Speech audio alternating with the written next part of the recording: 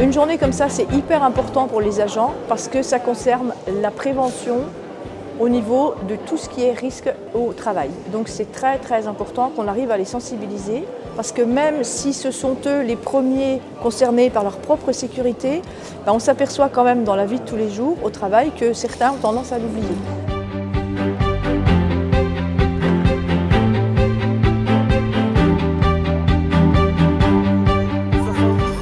La ceinture a ses limites sur des chocs à grande vitesse, au-delà de 80 km/h, sur un obstacle fixe. Les chances de survie sont pratiquement nulles. 9, 10, 11, 12, 13. Si tu as un défibrillateur qui est beaucoup trop loin de ta victime et que tu penses que tu vas mettre du temps pour aller le chercher parce que tu es toute seule, eh bien tu n'y vas pas. Tu préviens tes secours et tu masses. L'important, c'est le massage. Il faut absolument que ce cœur continue, qu'on crée cette circulation artificielle.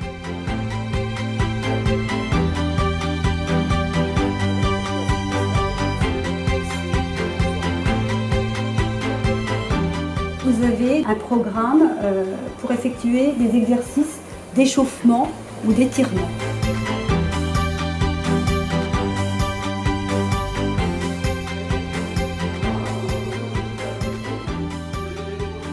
La branche que je viens de couper, elle est en train de craquer, c'est-à-dire qu'elle va tomber. J'ai visé l'endroit où elle tombait, mais au moment où je me retire comme ça, je recule, je cherche les promeneurs, ils ne sont plus là.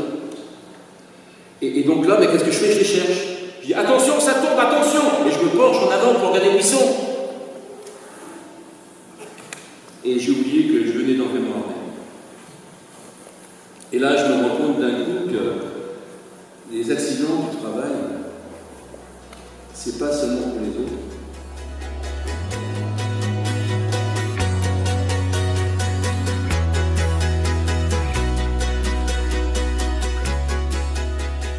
La diversité, nous, de toutes les missions qu'on a au service des sports, fait qu'on est confronté, ma foi, tous les jours et à tout moment à des problèmes de sécurité. Moi, je travaille en maintenance, dans la maintenance, donc ça m'intéresse un petit peu.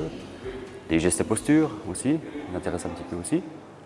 Et puis apparemment le stress au travail aussi, et le burn-out, savoir ce que c'est que le burn-out. Ça peut arriver à tout le monde, donc je pense qu'il faut, c'est important de savoir quoi faire, à quel moment, parce que personne n'est à l'abri d'un risque.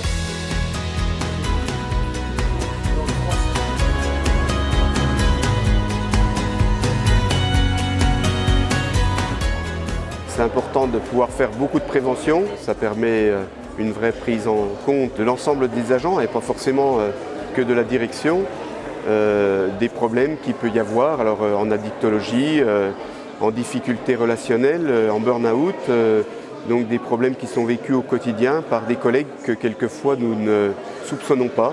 Et c'est important de rappeler les gestes simples et puis peut-être tout simplement de parler avec son responsable, parler avec ses collègues et faire en sorte que la parole permette d'être déjà une forme de thérapie.